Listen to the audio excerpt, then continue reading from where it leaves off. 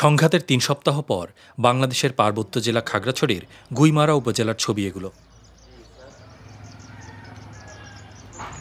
এখনো পোড়া ঘরবাড়িগুলো প্রায় একইভাবে পড়ে আছে। পুড়ে যাওয়া দোকান থেকে লোহা সংগ্রহ করছেন স্থানীয় ব্যবসায়ী রেনু মার্মা।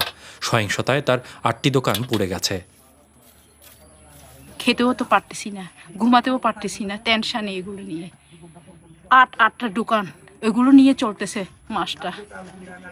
এখন ওখান থেকে যদি টাকা আয় না হয় কিভাবে চলবো, কিভাবে খাবো? আমার মা তো সারাদিন কান্না করতেছে, এই মাস থেকে আমরা কিভাবে খাবো, আর এইগুলো কিভাবে বানাবো, আগের মতো কিভাবে হবে? একই এলাকায় থাকেন নাহার বেগম। ঘটনায় তারও ৩টি ঘর পুড়ে গেছে। আমার ফ্রিজ, টিভি, যেমন খাট, আলমারি আর ইত্যাদি সব কিছু ছিল। আমার 2টা বাড়িটা ছিল, 2টা বাড়িটার জিনিসপত্র সব পুড়ে গেছে। গেল ২৩ সেপ্টেম্বর এক মার্মা স্কুল ছাত্রীকে ধর্ষণের অভিযোগকে কেন্দ্র করে কয়েকদিন ধরে সহিংসতা চলে। নিরাপত্তা বাহিনী ও বাঙালিদের সঙ্গে মুখোমুখি অবস্থানে ছিল পাহাড়ের অবরোধকারীরা। সহিংসতায় যে ৩ মার্মা যুবক গুলিতে মারা যান তার একজন থইচিং মার্মা। তার বাবা হলাচাই মার্মা শোকে পাথর হয়ে আছেন। আমার ছেলে কোনো রাজনীতির সাথে কোনো জড়িতও নাই। আমার ছেলে কোনো রকম মানে গাড়ি চালিয়ে 2টা ভাত খাইতেছি আমরা। এই গুইমারা বাজার এলাকার এই প্রথম হয়েছে যে এরকম। এর আগে আমি ছোটকাল হইতে, আমার বয়স এখন ধর না প্রায় 49 বছর হয়ে গেছে, প্রথম আমি এই দেখলাম যে এটা। ছেলের হত্যার বিচারও প্রত্যাশা করেন না হলাচাই, তাই মামলাও করেননি। বিচার বলতে আমি তো কিছু বুঝলাম না। বিচার হইলে কি আমরা কি বিচার পাই নাকি? বিচার তো সুস্থ বিচার হইতেছে না। যার ক্ষমতা প্রভাবশালী হেরা জিতে যায়, হেরা অন্যায় করলেও বা হেরা জিতে যায়। প্রশাসনের ১৪৪ ধারা উঠে যাবার পর পরিস্থিতি কিছুটা স্বাভাবিক হতে শুরু করলেও গুইমারায় এখনও আতঙ্ক আর অসন্তোষ বিরাজ করছে। স্থানীয় পাহাড়ি জনগোষ্ঠীর মানুষেরা বলছেন, শুধু এই একটি ধর্ষণ বা মৃত্যুর ঘটনাই নয়, এখানে বারবার এমন ঘটছে এবং এগুলোর বিচার হয় না বলে ক্ষুব্ধ তারা।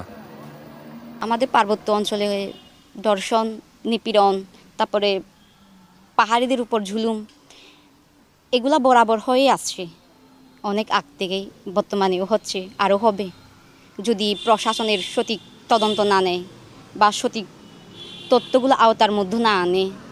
মানে এই ঘটনাগুলো অহরহ হবে। পুলিশ বলছে, মৃত্যু ও সহিংসতার ঘটনায় তারা বাদী হয়ে 3টি মামলা করেছে অজ্ঞাত 1100 জনের বিরুদ্ধে। তারা বলছে, কোনো নিরীহ ব্যক্তিকে হেনস্থা করা হবে না। আমরা তাদেরকে, যারা নিহত ফ্যামিলি, তাদেরকে বলেছিলাম যে আপনারা মামলা করেন, কিন্তু তারা মামলা করতে রাজি হয় না বা করে নাই। তারা অত্যন্ত নিডি ফ্যামিলি, গরিব ফ্যামিলি। পরবর্তীতে তো সরকারের দায়িত্ব থাকে, পুলিশের দায়িত্ব থাকে। সেক্ষেত্রে আমরা পুলিশ বাদী হয়ে, আমরা আইনের ভিতর থেকেই পুলিশ বাদী হয়ে মামলা হয়েছে। এখানে আসামি অজ্ঞাত। এর বাইরে আপনারা জানেন যে এখানে দাঙ্গা মতো হয়েছিল, বাড়িঘর, দোকানপাট এগুলা লুটপাট, ভাঙচুর, অগ্নিসংযোগ হয়েছে। সেক্ষেত্রে আরও কিছু মামলা হয়েছে, সেখানে আসামি অজ্ঞাত আছে। আর এখানে যেটা ভয়ের বিষয় বলছেন, আসলে এমন কোনো উদাহরণ নাই যে কোনো নিরীহ লোককে আমরা হয়রানি করছি বা এই ঘটনার সঙ্গে জড়িত না তাদেরকে আমরা ধরেছি, এরকম কোনো ঘটনা নাই। কিন্তু বারবার ঘটনাগুলো বিচারের বাইরে কেন থাকছে? আইনজীবী জসিমউদ্দিন মজুমদার প্রত্যক্ষভাবে এসব মামলাগুলো পর্যালোচনা করেছেন। এসব মামলাগুলো যেহেতু উভয় পক্ষে মানে কোনো না কোনো ক্ষমতাধর ব্যক্তি থাকেন, ফলে বেশিরভাগ সময়ে দেখা যায় যে এসব মামলার সাক্ষীরা সাক্ষী দিতে আসেন না এবং সাক্ষ্য প্রমাণ দিয়ে মামলাগুলো প্রমাণ করা কঠিন হয়ে দাঁড়ায়। যেমন সাম্প্রতিক ঘটনায় এখন পর্যন্ত 4টা মামলা হয়েছে। এই 4টা মামলার মধ্যে 4টার মধ্যে বাদী, একটা বাদী আছেন, ভিকটিমের পিতা নিজেই বাদী হয়ে মামলা করেছেন। এখন ভিকটিমের পিতার বিভিন্ন সাক্ষাৎকারে উনি যে উদ্বেগের কথা, ভীতির কথা জানিয়েছেন, এটা হচ্ছে ওনার একান্তই ব্যক্তিগত ইস্যু। তারপর আমি বলবো উনিও হয়তো কোনো না কোনোভাবে ভয় পাচ্ছেন বিদায়, কিন্তু সেটা তিনি প্রকাশ করছেন। এই বিষয়ে রাষ্ট্রকে বা রাষ্ট্রপক্ষে যারা মামলা পরিচালনা করেন তাদেরকে আরও দায়িত্বশীল হতে হবে বলে আমি মনে করি। এদিকে নাহারের মতো বাঙালিদের অনেকেই বলছেন, যারা তাদের ঘরবাড়িতে হামলা করেছেন তাদের মুখে কাপড় ছিল এবং তারা স্থানীয় নন। বলেন এই ধরনের সহিংসতা আর চান না তারা।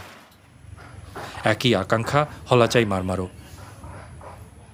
যাহাতে আমি তো আমার ছেলে হারা হয়ে গেছে, যাহাতে আগামীতে সরকার কাছে আবেদন করতেছি যে যাহাতে আরো মা বাবারা যাহাতে ছেলে হারা না হওয়ার মতো, এটা একটা আমার কাছে আবেদন, এইটুকু।